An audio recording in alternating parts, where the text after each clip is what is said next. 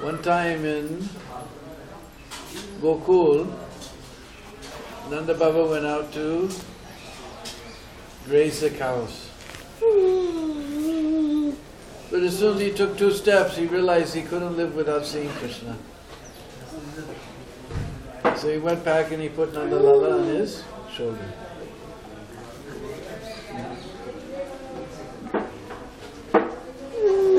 And as he went through the forest, Nanda Maharaj, just to relish Vatsalya Ras to its fullest extent, he was showing Nanda Lala all the wonders of the forest. To who was he showing all the wonders of the forest? That person who made all the wonders of the forest. But Nanda Maharaj is only thinking he's my little Lala, just to relish Vatsalya Ras. He's showing, look Lala, there's a crow. Oh look Lala, there's a kadamba tree. Oh look Lala, there's a chipmunk. Oh Lala, there's a tamal tree. The tamal tree is black and crooked like Krishna. So it's representative of Krishna. And kadamba flower is golden like Radharani, so that represents Radharani. And Nanda Lala, he said, oh Baba, what kind of tree is this? What leaf has got a tail? What kind of tree is this? What leaf has got a tail? Ye khaan ki ped, jiske pate ke khoon se Baba. So Nanda Maharaj looked. It's just like maybe you've seen the tree in front of Prabhupada's Samadhi. He's got a leaf shaped like a heart. It comes down to the poonch tail. You saw? So Nanda Baba, he said, Lala, this is people tree. In Bhagavad Gita it talks about Ashvata. This is Ashvata tree. The special thing about people tree, so if you remember from your biology class, trees give up oxygen in the daytime and carbon dioxide in the nighttime. But people trees and banyan trees, they give up oxygen 24/7. They're very special trees for the environment.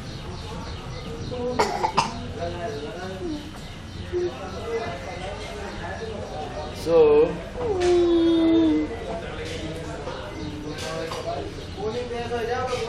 then he saw another tree. So, oh Baba, what kind of tree is this what's got a beard? What kind of tree is this what's got a beard, Baba? Ye khaan ki ped, jiski daadi hai, Baba. And then the Maharaj looked and said, Lala, this is banyan tree. In Hindi and Sanskrit we say Bhat or Bargat. You know how it became banyan tree?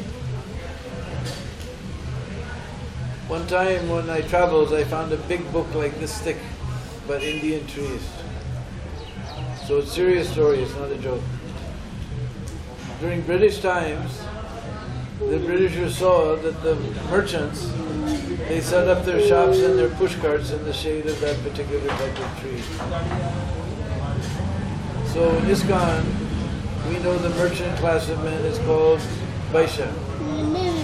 But in India, we say Baniya.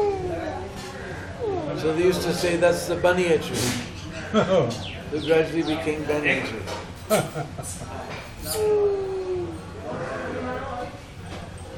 Then Lala, he heard some sound. Oh, Baba, what's that sound? Nanda Maharaj listened.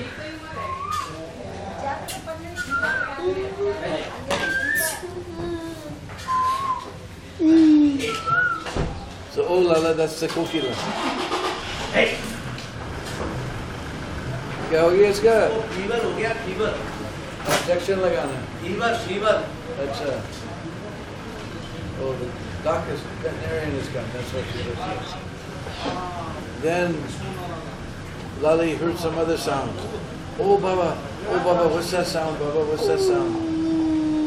He listened. He said, Lala, this is the peacock. The peacock is calling.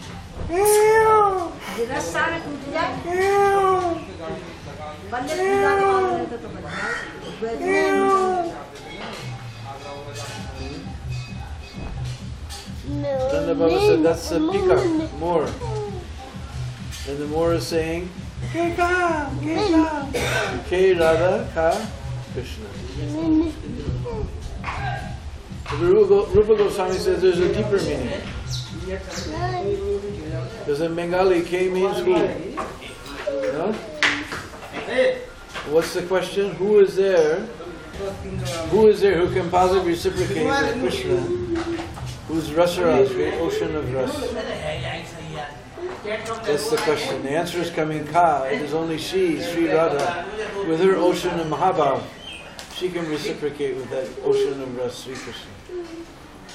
And we know that when the Rasaraj and the Mahabhav join together, that is Chaitanya Mahaprabhu, whose appearance we're going to celebrate in just a couple of weeks. But the Brishbhas say something else. They say the peacock is calling, Megao! Megao! Megao!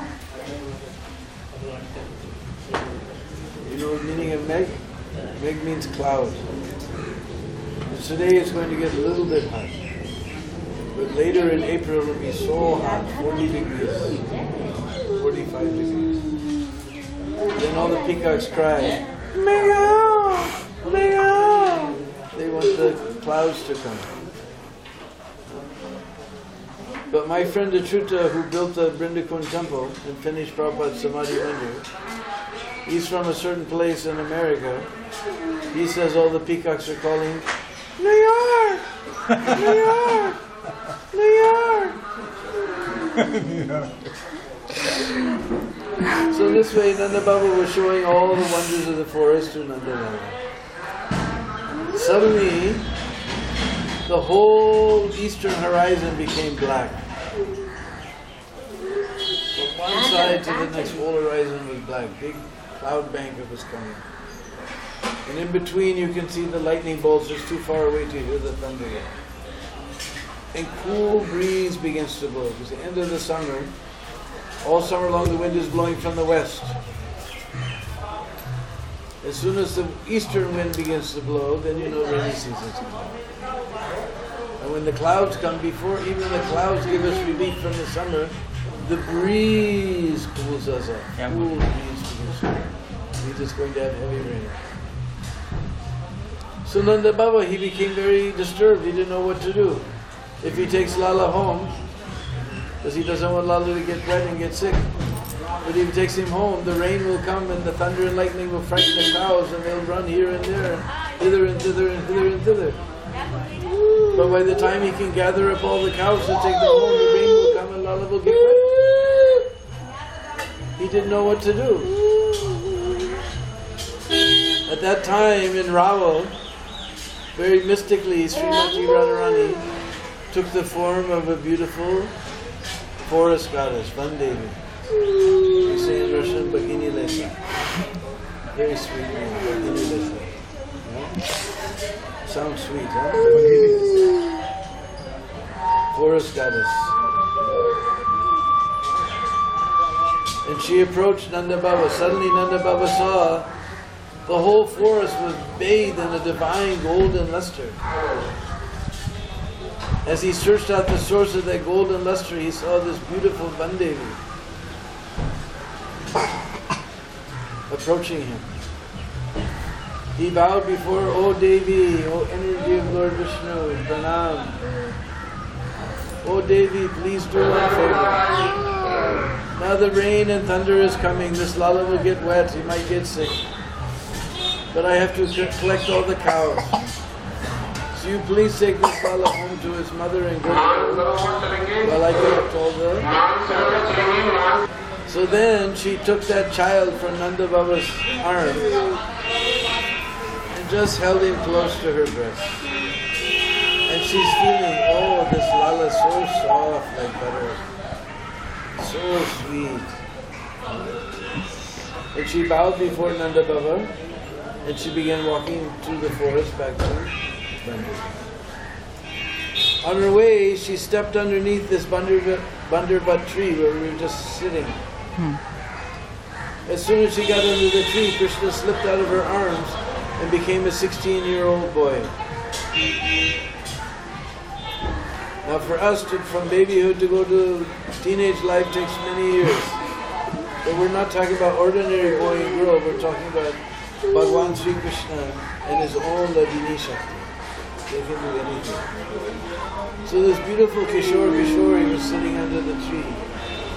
And suddenly beautiful silken flags appeared with silver and gold borders and pastel colors. And laces of pearls were hanging from one branch to another. Beautiful embroidered canopies were underneath the tree. A wonderful divine Yajna Kund appeared. And water pots filled with water sitting on unhusked rice, with coconuts and mango leaves on top, appeared in all directions in very beautifully painted colors. At that moment, Lord Brahma was coming from Pushkar, where he'd just done a big yajna. And he looked down and he saw this Kishore standing under the tree. And he thought in the future people may make some offense with Radha and Krishna's pastimes. So let me secretly get them married so there'll be no dosh in their, no fault in their pastime. So Lord Brahma came, he bowed before the divine couple. At that moment, all the Astasakis appeared also in their Kishore forms.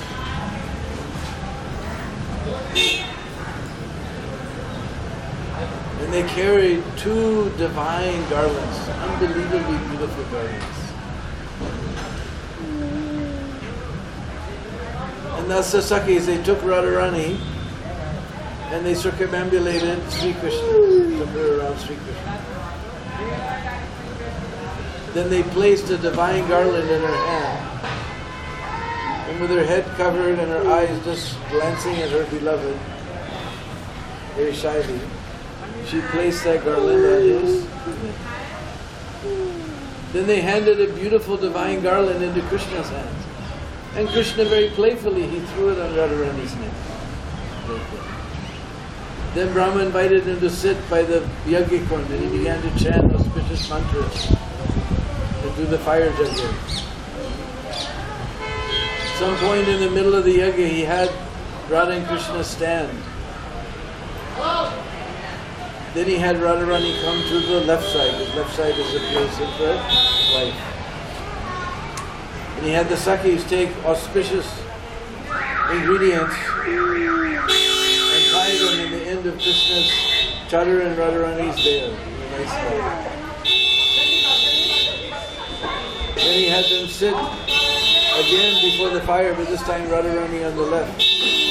And he performed the Purna Ahuti, the final oblation into the fire.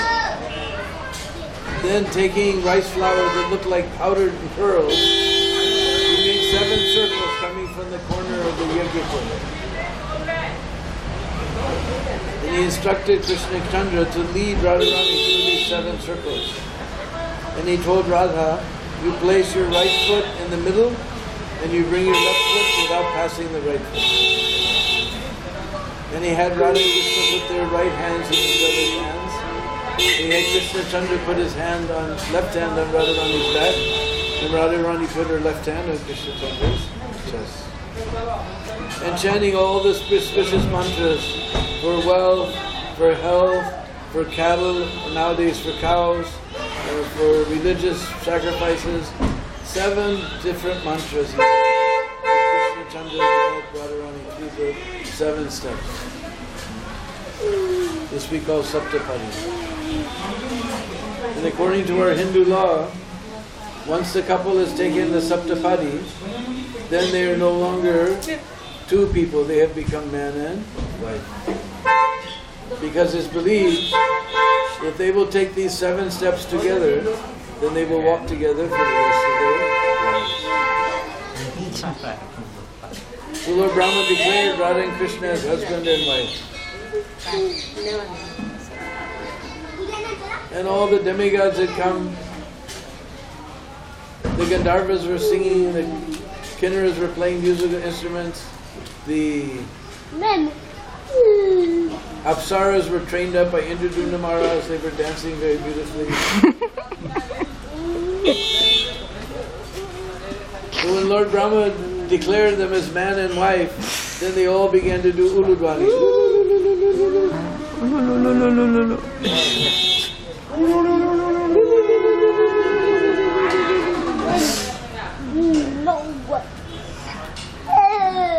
Then Lord Brahma, he bowed down at the feet of the divine couple, placing his all four heads. And he didn't want to leave, but being impelled by Yog Maya, he mounted a swan airplane and left. None of the demigods wanted to leave, but they also left, impelled by Yoga Maya. And then Radharani, who's been cooking since the beginning of time, and never cooked the same thing twice, she cooked a wonderful feast for Krishna Chandra. And with her own hand, she fed Krishna Chandra that feast. Then afterwards, she took his remnants. Then after washing their hands and mouths, they began to wander through the forest. And Krishna was showing all the wonders of the forest to Radharani. Then Krishna Chandra ran and he hid behind a tree. And Radharani ran and she looked behind the tree, no one is there. From behind. Then Radharani ran and hid behind a tree. And she's watching to see if Krishna Chandra is coming from the backside.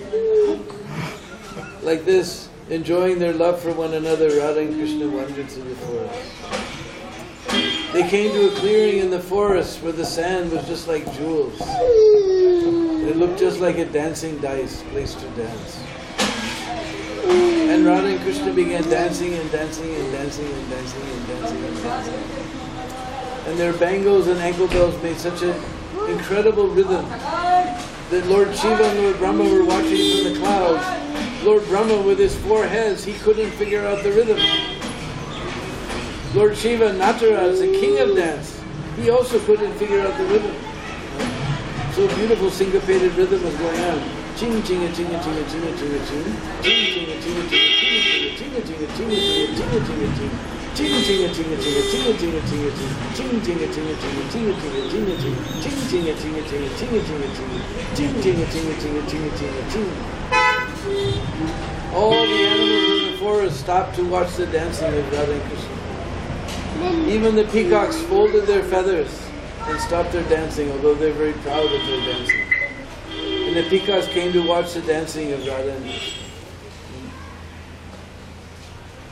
You probably haven't been in India long enough to see, whenever there's some performance, then people will come with a note and swirl it around the head of the performers like that, offer them donation. Achha. Have you seen? You haven't seen. You stay long enough, you'll see one day. But peacock is just an animal, simple animal of the forest. He doesn't have any money. What can he offer to Sri Krishna? So he took the tail feather from its tail and he offered it to Krishna. And Krishna received it like it was a very valuable thing. So valuable, in fact, he placed it on top of his crown. And then they began to dance again and again. After dancing from some time, they wandered to the bank of the Jamuna. There was rocks with different colored minerals, and Krishna began to paint beautiful designs on Radharani's limbs, on her face and on her limbs. Then Radharani, she dipped her finger in those colors, and she went to paint Krishna, and suddenly Krishna became a little child of only a couple of years old, and began crying in fear of the thunder and lightning. And Radharani began to wail, "Oh Prananath, oh Shyam Sundar, where have you gone? Please don't show me this illusion." Then a voice from the clouds as deep as thunder said, "Hey Radhe, steer ho jao, steady yourself. In due course of time, all your desires will be fulfilled. Now take this child quickly to his mother before he gets wet." So she picked up Krishna Chandra again, steadying herself, and she ran through the forest to Gokul. In Gokul, Mother Yasoda suddenly saw the whole palace was bathed in a divine golden light. And she saw this divine golden Bhandirvan, Bhagini Lesa, standing in the doorway. And she bowed, "O Devi, O energy of Lord Vishnu, Pranam." She says, "Oh Maya, your husband gave me this child to to protect him from the rain. You please take him. And Mother Yasoda took that child from Radharani's arms and just held him close to her breast. And she's feeling, oh, this child is so soft, like butter, so blackish like the monsoon clouds outside. And Radharani bowed before Mother Yasoda, and very mystically she again became a little baby in Radha. And Mother Yasoda bathed her child and put him to rest. And seeing this whole pastime, all the clouds began to shoot lightning bolts like crazy. You couldn't even count, but by the time you said one, before you could say 2 second bolt came. And so much thunder was there and lightning, and all the peacocks began to cry. And there was huge noise. And Mother Yasoda became frightened that is my child okay? Will he be frightened by this noise? She went into Krishna Chandra's room and bent over his bed. She saw he was sleeping with a very sweet smile playing on his lips. Mother Kirtida in Ravel, she also heard this huge noise, thought maybe her girl will be frightened. She ran to Radha's room and she leaned over the bed and she saw Radharani was sleeping with a sweet smile playing on her lips. The two mothers in two different parts of Braj saw their children sleeping very sweetly as they dreamed of their fantasy wedding underneath that Bhandirvan tree that we were just sitting. Jai Jai Sri Radhe.